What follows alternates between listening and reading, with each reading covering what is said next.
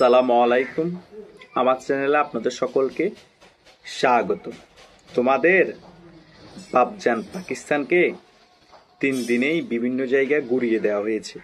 মিডিয়ায় কিন্তু অনেক প্রোপাগান্ডা ছড়ানো হয়েছে, পাকিস্তান এন কারেঙ্গা তেন কারেঙ্গা। আরে ভাই, তারা খাইতে পায় না, তাদের অর্থনীতি বাংলাদেশ থেকেও দুর্বল। তোমার কাছে মিসাইল আছে, বিমান আছে, অনেক কিছুই আছে, মানলাম, কিন্তু সেগুলো চালানোর জন্য তোমার কাছে টাকা থাকতে হবে। তো তোমার কাছে তেল কেনার টাকা নাই, তুমি বিমান উড়োবা কি করে? আমি একটা ভিডিওতে বলেছিলাম, পাকিস্তানে যখন তেল কেনার টাকা শেষ হয়ে যাবে, যুদ্ধে তারা এমনি হেরে যাবে, যুদ্ধ ওইখানেই শেষ। এতদিন চলতেছিল বর্ডার খেলা, এটাই বাস্তব এখন পরিলক্ষিত হয়েছে। প্রথম 1 সপ্তাহ বাংলাদেশের মিডিয়া, বিভিন্ন পাকিস্তানের মিডিয়া এমন প্রোপাগান্ডা ছড়ানো শুরু করে দিয়েছে যে ইন্ডিয়াকে তারা একদিনে দখল করে ফেলবে, ইন্ডিয়া একদিনে হেরে যাবে। এটাই তো দেখতে পেয়েছি। এখন তাদের কি হয়েছে? এখন যদি ইন্ডিয়া বলে এই সরকার 7 সিস্টার্স দখল করবে আমাদের, এই বলে বাংলাদেশ হামলা করে, তখন কি করবা?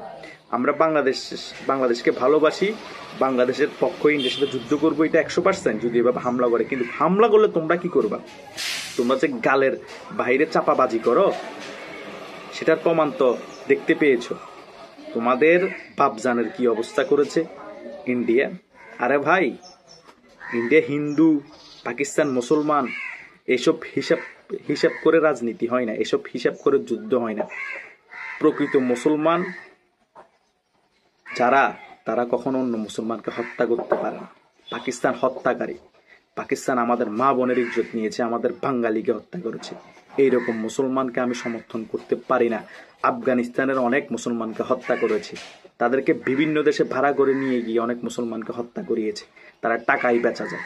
তাদের মতো মুসলমানকে আমি সমর্থন করি না। ইন্ডিয়া খারাপ হতে পারে, ইন্ডিয়া হিন্দু হতে পারে, কিন্তু ইন্ডিয়া বাংলাদেশের জন্য মন্দের ভালো।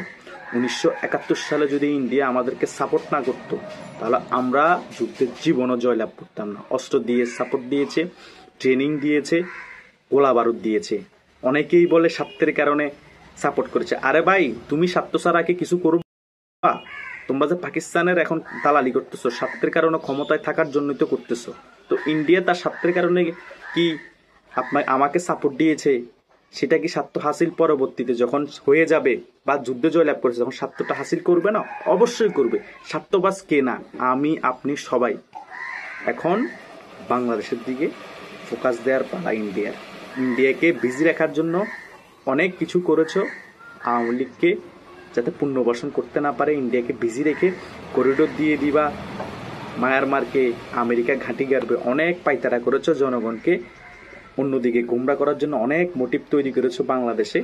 আর কিন্তু এই সুযোগ নেই। এখন যদি মায়ানমারের জান্তা সরকার বলে তোমরা আরাকান আর্মিকে করিডোর দিচ্ছ, সাপোর্ট করতেছো, আমরা তোমাকে হামলা করব, মিসাইল একটা মেরে দেয়, তখন কি করবা?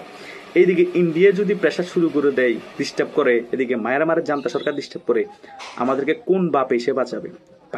পাকিস্তান নিজেরা এখন অবস্থা কাহিল, এক পা কবরে চলে গিয়েছে।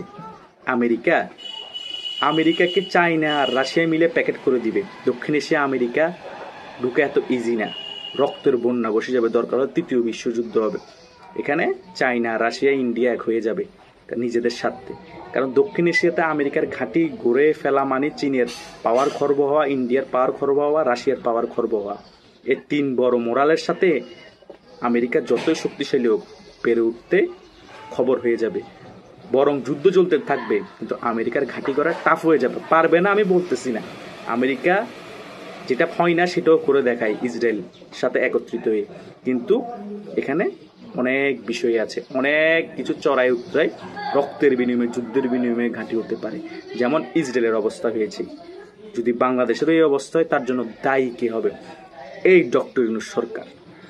তাই এইসব হঠকারীমূলক সিদ্ধান্ত থেকে সরকারকে বাহিরে হয়ে আসতে হবে। পার্শ্ববর্তী দেশ ইন্ডিয়ার সাথে সম্পর্ক আরও স্ট্রং করতে হবে এবং আওয়ামী লীগকে পুনর্বাসন করতে হবে। বাংলাদেশে আওয়ামী লীগের মতো রাজনৈতিক দলের প্রয়োজন আছে, শক্ত নেতৃত্বের প্রয়োজন বাংলাদেশের মধ্যে।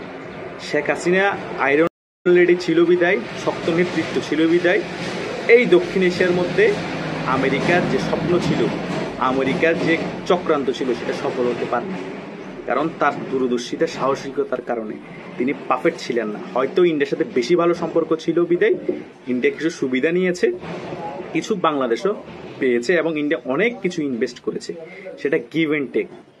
কথা বুঝেন নাই? আপনাদের বাপ জানার সাথে সম্পর্ক ছিল না বিদায় তখন বলেন ইন্ডিয়াকে সব কিছু দিয়ে দিয়েছে। কি দিয়ে দিয়েছে? 8-9 মাসে কি প্রকাশ করেছেন? কিছুই তো প্রকাশ করতে পারেন না যে ইন্ডিয়াকে এটা দিয়ে দিয়েছে। বরং শেখ হাসিনা সরকার চলে যাওয়ার পর ইন্ডিয়া যেসব কিছু বাংলাদেশে ইনভেস্ট করেছিল টাকা, সকল প্রকল্প বন্ধ করে দিয়েছে। এখন আর বাংলাদেশে বাণিজ্যিকভাবে দুর্বল হয়ে যাচ্ছে। বাংলাদেশ যেখানে লাভবান হওয়ার কথা সেখানে লসের দিকে যাচ্ছে, অর্থনীতি পঙ্গু হয়ে যাচ্ছে। তাই নয় কি? আপনাদের বাপজান পাকিস্তান বাংলাদেশের জন্য কি করেছে, কি ইনভেস্ট করেছে? তারা নিজেরাই এখন পারতেছে না বাংলাদেশ থেকে আর্থিক সহযোগিতা নিতে। তাদের কাছ থেকে আমরা পেঁয়াজ আনি, পেঁয়াজ 10 কেজি দিলে 2 কেজি পাথর ঢুকে ওজন করে ফেলে। এইসব বাটপার হচ্ছে পাকিস্তান। পাকিস্তানের অনেক প্রদেশ এখন স্বাধীন হওয়ার জন্য বসে আছে, আর আমরা আছি পাকিস্তানের গুণগান গাইতে। বালুচিস্তানের যিনি প্রধানমন্ত্রী আছে তিনি এখন স্বাধীনতা ঘোষণা করতেছে বালুচিস্তানে। বালুচিস্তান পাকিস্তানের সাথে নাই। তাদের দেশের প্রদেশগুলাই বলে পাকিস্তান খারাপ, পাকিস্তান হত্যাকারী, আর মুই কেড়ে হুনুরে, আর আমরা বাঙালিরা পাকিস্তানের দালালি করতে বসে আছি। পাকিস্তান তো গিভ অ্যান্ড টেকও নাই, তারা কিছু দিচ্ছেও না, উল্টা নেয়ার জন্য বসে আছে। ইন্ডিয়া তো অন্তত দেওয়ার জন্য বসে আছে, কিছু নিলেও। কথা বুঝেন নাই? মন্দের ভালো কেন বলি? ইন্ডিয়া হামুরি ভালো তা না, আমাদের ভালো চাই সেটাও না। প্রতিহিংসা থাকবেই, কিন্তু স্বার্থের কারণে কিছু দেশের সাথে সম্পর্ক রাখতে হয়। কারণ চারদিক দিয়ে ইন্ডিয়ার বর্ডার, বাংলাদেশ ইন্ডিয়ার পেটের ভিতর। কথা বুঝেন নাই? ভৌগোলিকভাবে ইন্ডিয়াকে আমাদের প্রয়োজন, বাধ্য হয়েও। ওদের বিরোধিতা করা মানেই মরা, সেটা শেখ হাসিনা বুঝতে পেরেছিল। সেই কারণে বাংলাদেশ মধ্যমায়ের দেশে পরিণত হওয়ার পথে ছিল। আপনাদের মতো কিছু ষড়যন্ত্রকারীর কারণে আজকে বাংলাদেশ যেখানে 10 ধাপে গিয়েছিল 10 ধাপ পিছিয়ে গিয়েছে। বাংলাদেশের যত বড় বড় প্রকল্প, যত বড় বড় উন্নয়ন আছে, সকল কিছুর পিছনে শেখ হাসিনার অবদান আছে।